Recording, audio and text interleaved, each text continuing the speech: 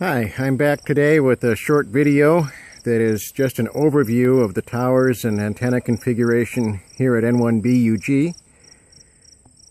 I was waiting until I finished this year's antenna work before making new videos, but I don't know when that's going to happen. The weather is really too hot to do anything this time of year. It's going to be a couple of months, and I'm probably not going to finish all the projects until sometime next year.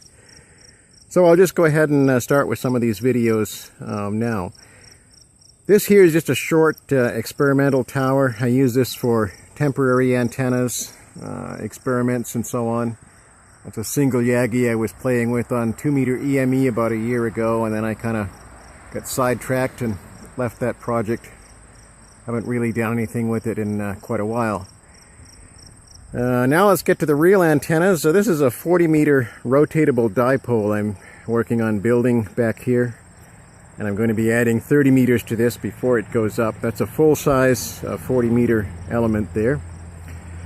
And this tower right next to it was just put up last fall, less than a year ago. This replaces an old tower that was shorter and weaker that stood in this same location. This one is 104 feet to the top plate. It's a double thrust bearing setup and a good long mast above the top of the tower. This is where the 40 meter and 30 meter rotatable dipole is going to go. And also some UHF antennas eventually will be going on top of this tower. Up here at the top, over on the right, there's an 80 meter inverted V, which is semi-permanent there at 104 feet. The wire antenna on the left is just temporary. It's up there on a pulley and a rope so I can lower it down. It covers 80, 60, 40, and 30 meters, but I have to lower it down to change bands. I really just put it there to get the KH1 Baker Island D-Expedition this summer because I didn't have anything up for 40 and 30.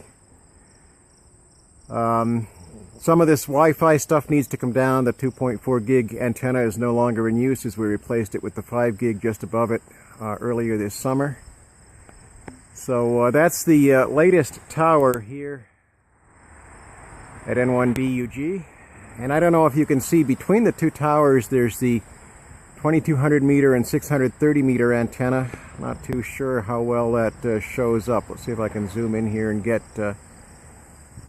part of it.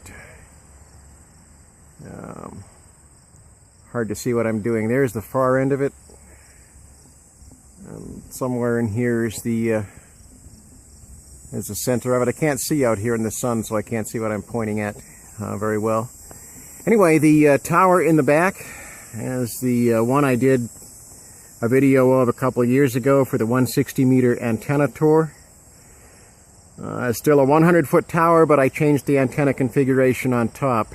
At that time I had just the 6-meter beam.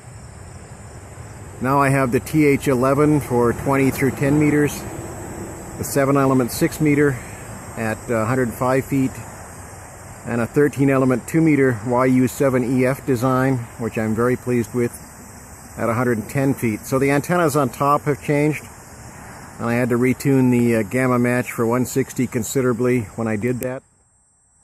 But otherwise it's the same tower that was there before.